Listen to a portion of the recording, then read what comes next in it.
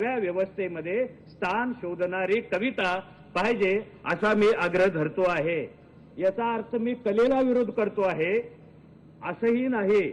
मला सुद्धा कला खूप आवडते, मलाही सौंदर्य आवडतं। मीही गुलाबाच्या फुलावर कविता लिहितो, मीही ताज बघतो। मुमताज सारखी कुणीतरी आपल्यालाही असावी असेही स्वप्न पाहत होतो कॉलेजपासून। त्यामुळे मी आनंदाला सौंदर्याला नकार देतो असं नाही आहे।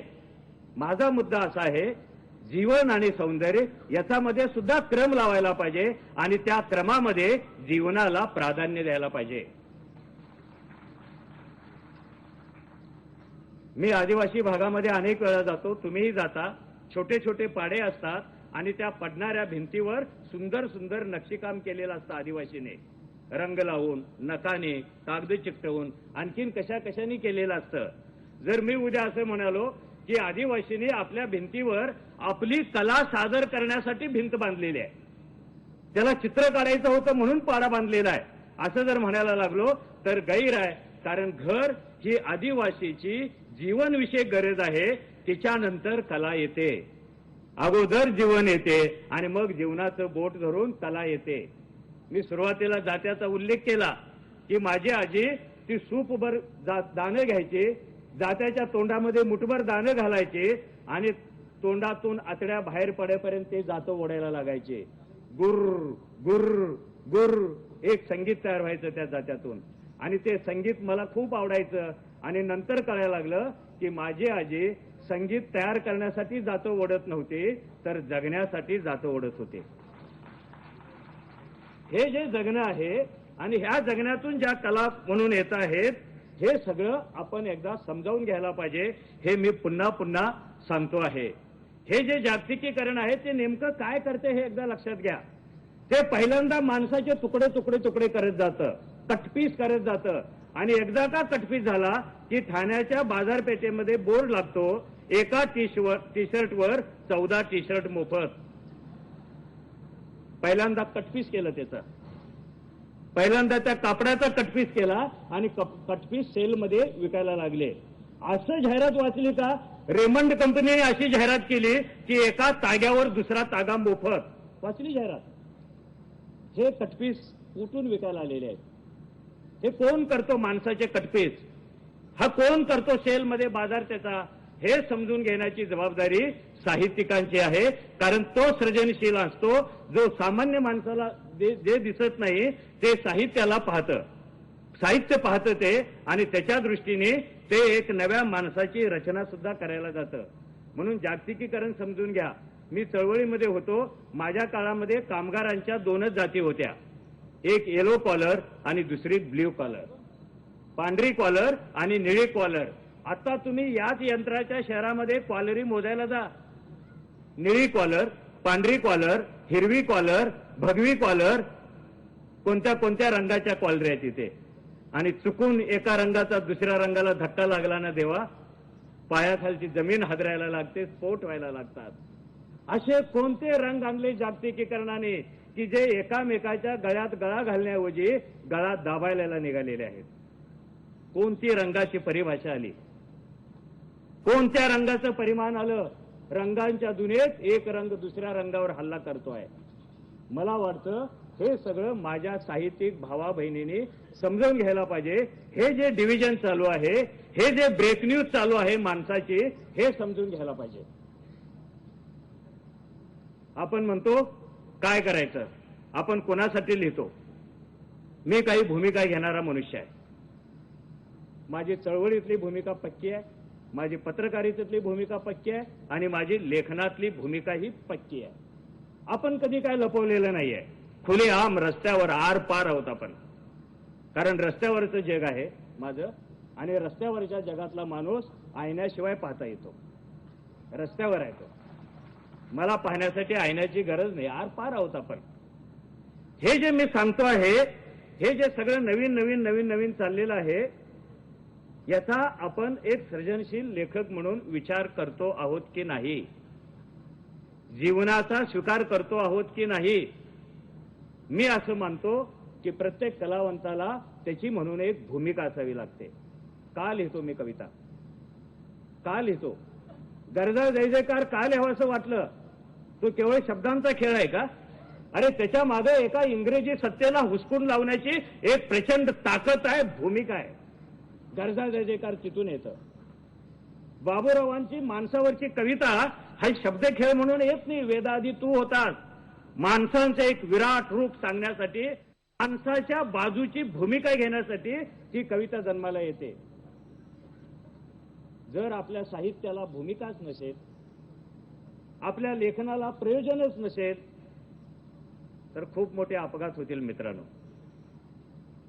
खूप मोठे अपघात होतील. आपल्या एका हिंदी साहित्यिकाने लिहिलेल्या एका डायरीमध्ये एका पानावर एकच ओळ आहे, त्याच्या एक साहित्यिकी डायरी. मला ते वाक्य खूप आवडतं. नाव विसरतोय मी आणि इथे श्रीपादजी आहेत. मुक्तिबोध. काय वाक्य आहे ते त्या डायरीतलं? एकच वाक्य आहे एका पानावर. पार्टनर तेरा पॉलिटिक्स क्या है? कुणाला प्रश्न विचारला त्यांनी? आपल्या सर्वांना प्रश्न विचारला, पार्टनर तेरा पॉलिटिक्स क्या है? पॉलिटिक्स म्हणजे लोकसभेतलं, ग्रामपंचायतीतलंच नव्हे, तर पॉलिटिक्स हे साहित्यातलं, पॉलिटिक्स जीवनातलं, पॉलिटिक्स तत्वज्ञानातलं, पॉलिटिक्स घरातलं, घरातल्या बाहेरचं. तुमच्या पाठीला कणा असल्याशिवाय तुम्ही चालू शकत नाही. आपण पॉलिटिक्सचा सुद्धा खूप हेवा करतो.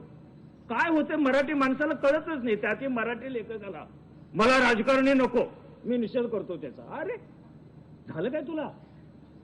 मी त्याच्या शेजारी बसणार नाही, मी त्याच्या गल्लीतनी जाणार नाही, मी त्याचं ऐकणार नाही, मी त्याचं बोलणार नाही. झालं काय भाऊ?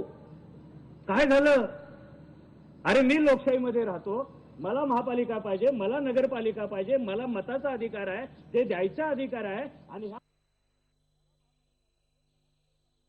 मला मताचा अधिकार आहे, ते द्यायचा अधिकार आहे. आणि ह्या सगळ्यांना जोडतं ते राजकारण. राजकारणाचा द्वेष किती करणार? मी नाही करत, पण मी अतिरेकी गळेबाजी पण नाही करत. मला माहित आहे त्याच्याने माझ्यामध्ये एक अदृश्य रेषा आहे, ती त्यांनी पण पाळायला पाहिजे, मी पण पाळायला पाहिजे, आणि पाळून मैत्री करायला पाहिजे. हे सगळं मी माझ्या साहित्याकडे पाहतो. त्याचं कारण मराठीमध्ये एखादा दुसरा अपवाद सोडला तर चांगली अस्सल राजकीय कादंबरीच येत नाही. काय येत नाही कादंबरी? मी त्याच्याशी बोलणारच नाही, मी त्याच्या सावलीत जाणारच नाही. खरं म्हणजे आता कोणीतरी सांगत होतं इथले राजकीय नेते कुठेतरी खाली बसलेले आहेत. का बरं एवढं लाजता तुम्ही? कशासाठी? साहित्य हे समाजाचं प्रतिबिंब असेल तर त्या समाजाची जागा राजकारणाने खूप मोठी व्यापलेली आहे. का मराठीत राजकारणावर कादंबरी येत नाही?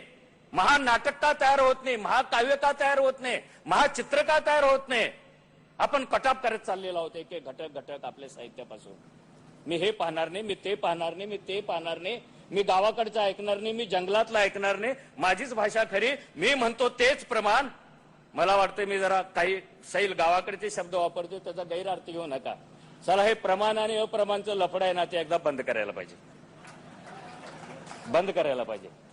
तुम्हाला जर आपली मराठी भाषा समृद्ध करायची असेल तर मराठी भाषेच्या वेशीवर अनेक बोली भाषा माझ्या आया बहिणी वाट पाहत थांबलेल्या आहेत की कधी प्रमाणमध्ये जाता येईल.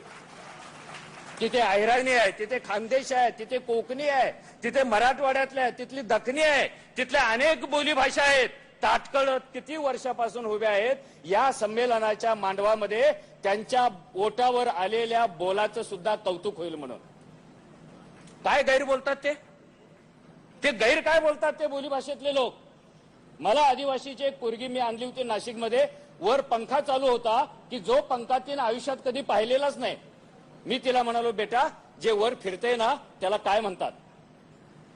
तिनं 1 मिनिट असा विचार केला आणि दुसऱ्या मिनिटाला ती म्हणाली, काका हे मी यंत्र कधीच पाहिलेलं नाहीये, हे कशासाठी वापरतात हेही माहिती नाही, पण तू विचारतो म्हणून सांगतो, काका याला भिरभिऱ्या म्हणतात. अरे क्या बात आहे की इतका सुंदर शब्द जन्माला घातला तिनं. तो जर मी घेऊन इकडे यायचं म्हणालो तर तुम्ही म्हणणार प्रमाण आहे की प्रमाण आहे, शिक्का मारा मग हात फेकून द्या, लॅब टेस्ट करा त्याची, त्याला ह्या प्रयोगशाळेत न्या, रक्ताच्या प्रयोगशाळेत न्या, त्याचा श्वास बघा, त्याचं हृदय बघा. मला वाटतं हे सगळं बंद व्हायला पाहिजे. खूप मोठी माणसं आहेत आणि जागतिकीकरणामध्ये जेव्हा अन्य भाषांचे परिणाम तुमच्या भाषेवर होतात त्याही परिस्थितीमध्ये तुम्हाला सदृढ व्हायचं असेल तर तुमच्या रक्तवाहिन्या असलेल्या तुमच्या अन्नवाहिन्या असलेल्या, तुमच्या जलवाहिन्या असलेल्या ह्या सगळ्या शहरांच्या बाहेर जेवढ्या भाषा आहेत त्यांना तातडीनं या मांडवात बोलवा आणि टॉनिक न पिता सुद्धा स्ट्रॉंग व्हा. होत आहे तर शक्य आहे, हे शक्य आहे. आपण खूप उशीर केलेला आहे त्यांना आत बोलवण्यासाठी, ते तुम्ही पहा. आणखीन पुन्हा तुम्हाला मी जागतिकीकरणाकडे घेऊन जातो आहे की मी काय पाहत चाललेलो आहे एक साहित्यिक म्हणून, की जागतिकीकरणामध्ये जेवढे मृत्यू होत आहेत गेल्या 25 वर्षामध्ये आणि ज्या ज्या क्षेत्रातून मृत्यू होत आहेत त्या मृत्यूचा हिसाब किताब जागतिकीकरण कधी ठेवत नाहीत. संगणकाची मेंदूची क्षमता कितीही प्रचंड मोठी असली तर या मृत्यूच्या नोंदी ते